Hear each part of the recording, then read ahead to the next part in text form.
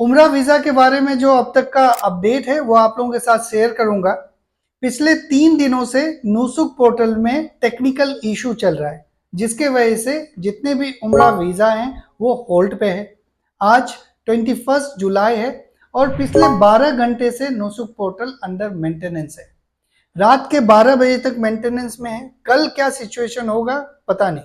जितने भी लोगों ने मुझे पासपोर्ट सबमिट करा था वीजा अप्लाई करने के लिए, उनको मैंने अपडेट कर दिया है। कई लोगों को मैंने पासपोर्ट्स भी रिटर्न कर दिए हैं। अगर आपने अपने एजेंसी को उम्रा वीजा के लिए अगर पासपोर्ट दिया होगा और डिले हो रहा होगा तो आप ये मान सकते हैं कि ये नुसुक का ही पोर्टल का इशू है। आपके जितने भी एप्लीकेशन है वो होल्ड में होंगे।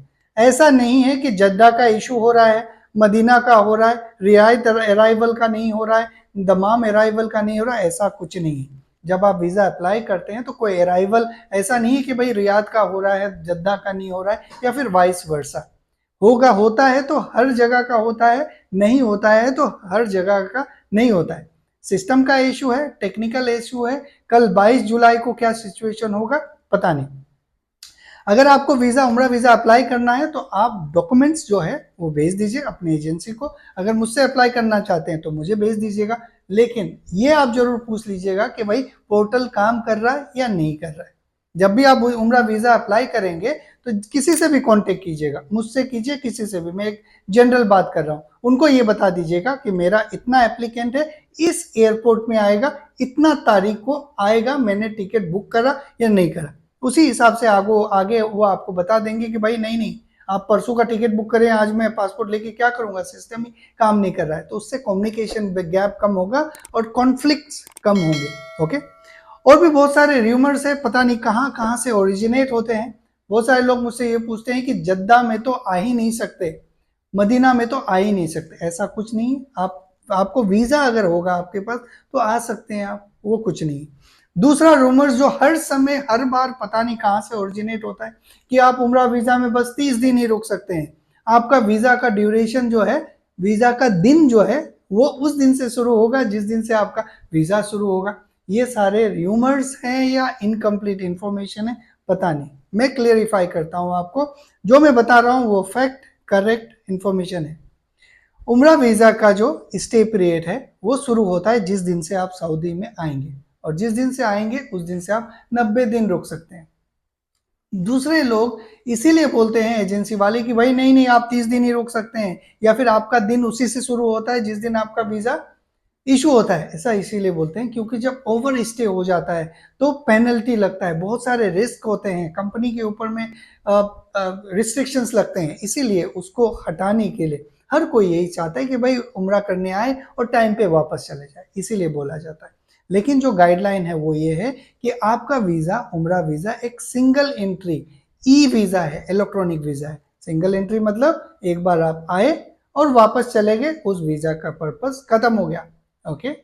और जिस दिन से आपका वीजा इशू हुआ उस दिन से आप 90 दिन के अंदर में ट्रेवल कर सकते हैं, मतलब सऊदी के अंदर आ सकते हैं। वो हो गया वैलिडिटी। अब जिस दिन से आप सऊदी के अंदर आए उस दिन से आपका क्या शुरू होगा, स्टे पीरियड, और वो होगा 90 दिन का। 90 दिन आप रुक सकते हैं, है ना। क्लियर सा बात है।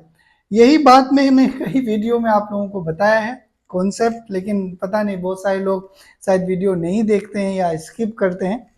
तो ये कॉन्सेप्ट है। मैं उम्मीद करता हूँ कि आपको क्लियर हो गया होगा। डिस्क्रिप्शन में दिए गए जो नंबर है उसमें आप कांटेक्ट कर सकते हैं मुझसे या मेरे कोई भी स्टाफ से, जो आपके लिए वीज़ा एप्लीकेशन एक्सेप्ट करेंगे और प्रोसेस करेंगे।